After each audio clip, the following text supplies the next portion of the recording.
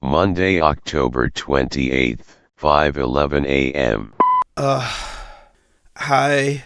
I don't know what happened.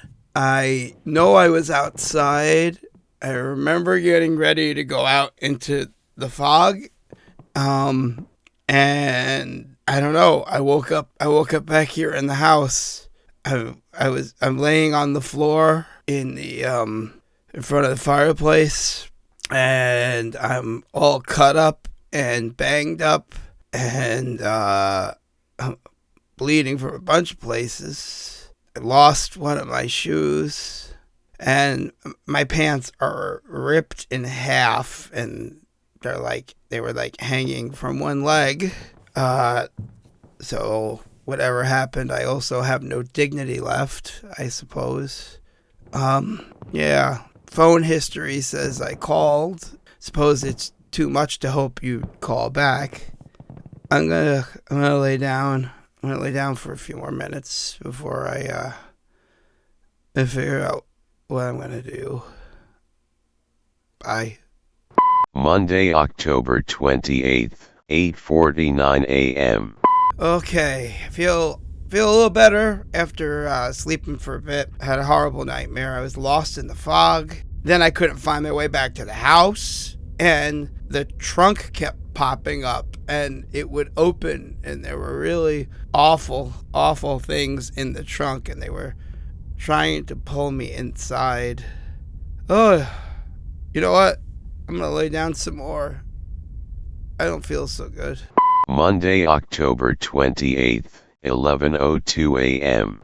Okay. You know what? I feel weirdly invigorated after resting. Yeah, which is good because there's no more food left, so I better enjoy the energy while I have it, right?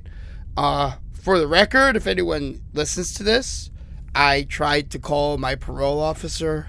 I tried to call Mr. Briggs. I tried to call 911. I tried to call my parents. And for shits and giggles, I tried a bunch of other random numbers again in my address book. I called my doctor. I called my therapist. I called my pharmacist. I called the Chinese place back home.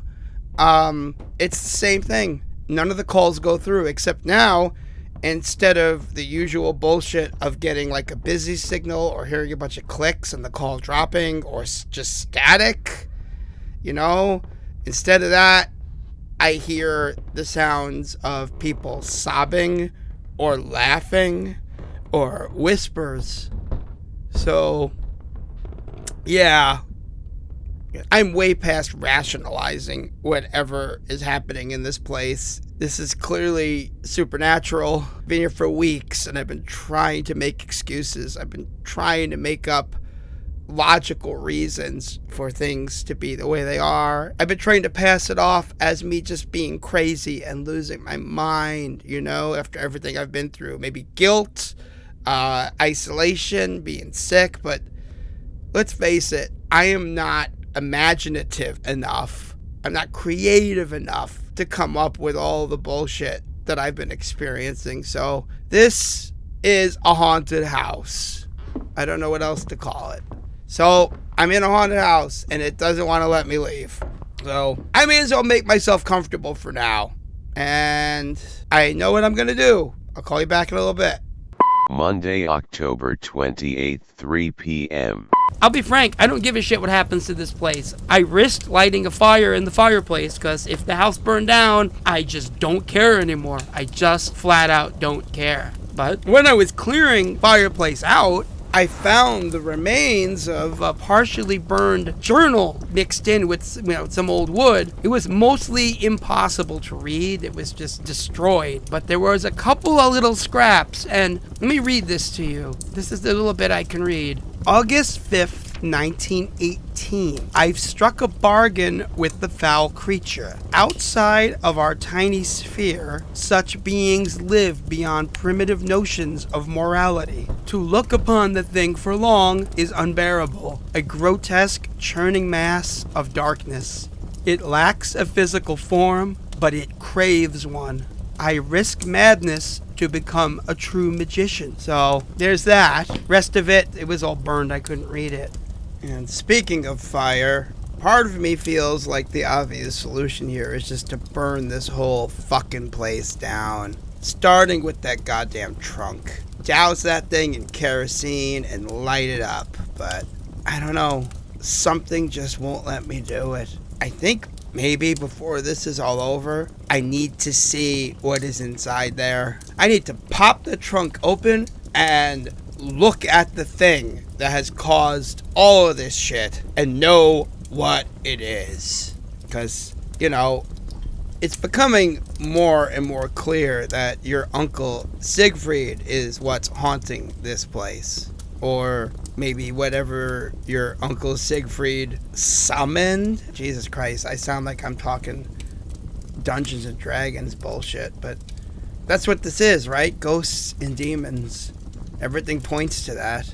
So, I don't know what I'm going to do, but I better do it within the next day, because there's nothing to eat. And I don't want to face whatever this is on an empty stomach. Probably the best course of action now is to learn about my enemy. Yeah. Monday, October 28th, 8:35 p.m. Remember those mysterious deaths connected to your Uncle Siegfried? Well, they weren't the only mysterious deaths connected with him. Can you freaking believe it? Like, how have we not heard about this? I'm going to give you the short version in my own words. Somebody's made it very easy to just cut to the chase and simplify what happened, because there's a notebook here. It's full of dates and lists of incidents, and they correlate with a lot of these clippings. So I'm wondering if Detective Morton was here at some point, or possibly these were his notes or files. They are very thorough. There was that pattern of people that criticized or were in competition with Siegfried, you know, having those mysterious deaths after he would mail them a steamer trunk, you know, like the one upstairs, and the police officer investigating him, the one that his own brother-in-law hired, you know, as a PI when he got kicked off the force. He vanished under mysterious circumstances after snooping around backstage at Siegfried's show. Well, you know, you got that weirdness going on. You got the fact that his own wife, Eloise, ran away with their kid, who was never seen again. Little Stella, to this day, nobody knows what happened to her. But Eloise got found.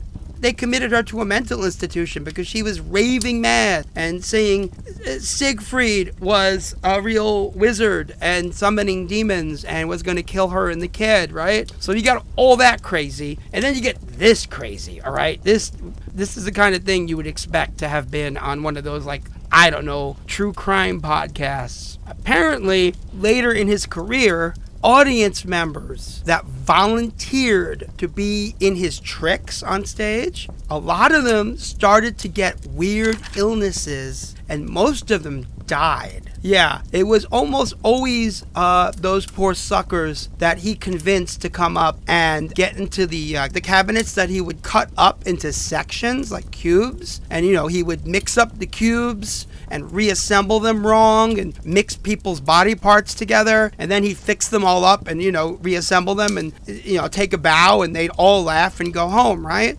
And, you know, it's a dumb trick. We've seen it a million times now, right? It's done with mirrors. You know, nobody's really getting cut up, but a high percentage of Siegfried's volunteers would get really sick over the next week or two after they volunteered, right? And they started to show signs of organ failure. And a couple of autopsies on these people revealed that they were missing whole organs, like those organs had never existed. And we're talking livers and kidneys and a pancreas. They were just gone, like that they had never developed in these people. You know, no one could prove anything. Nobody believed in magic, but it was an odd coincidence. And you add that to the string of weird deaths Siegfried was tied to. The papers started calling it Siegfried syndrome. Right here, the headline reads, Butcher or Magician. So he got run out of Chicago by an angry mob during his last big public show. They were looking to kill him.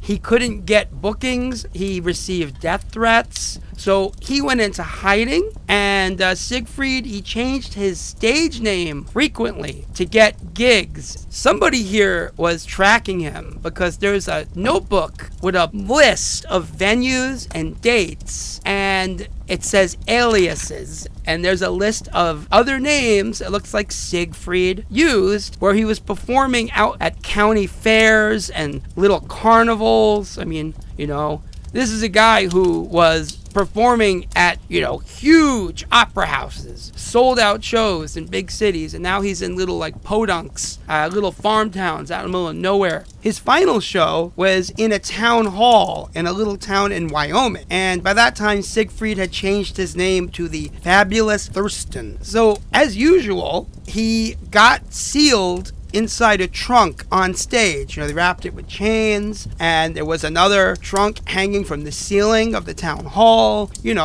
He didn't even have to change his act, because back in the day, all the magicians were copying one another. All the escape artists were stealing the same gimmicks and gags, so no one thought anything of it.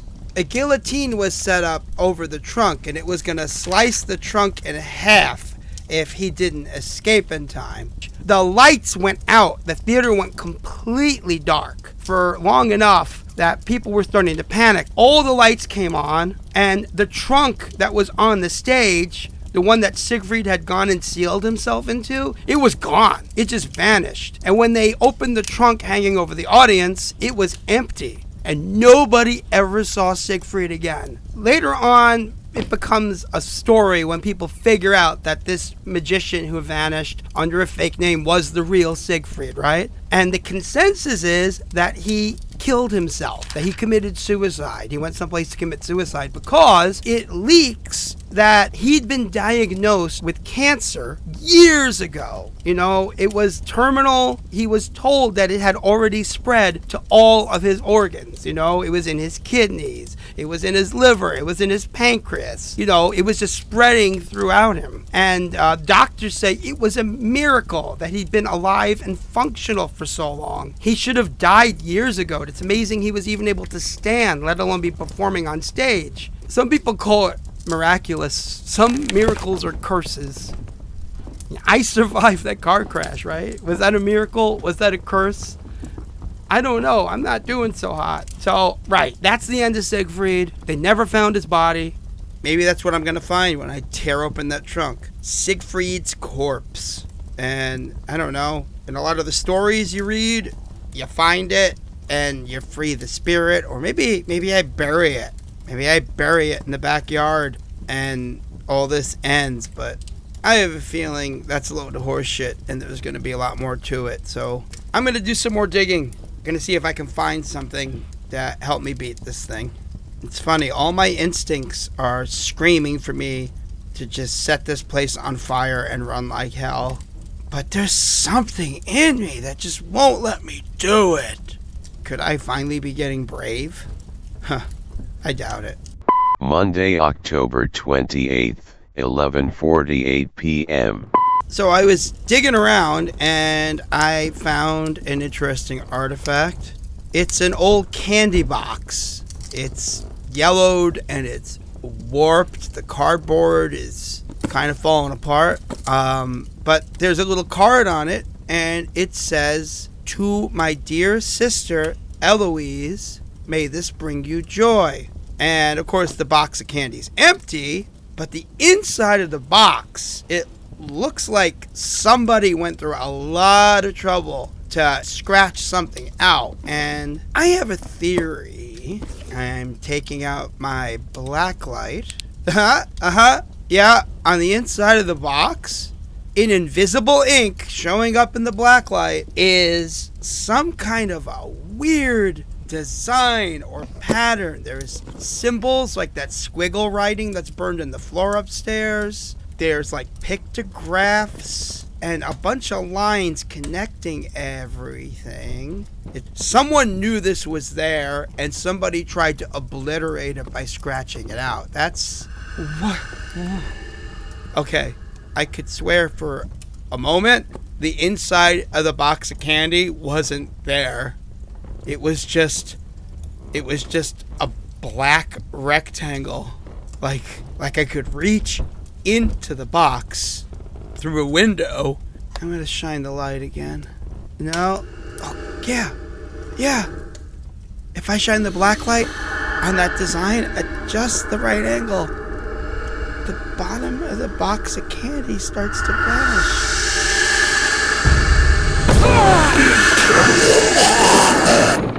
End of messages. Pactus est et contractus obligat, memoriam momenti est, sensus non habet conscientia, two partum tuum elegy.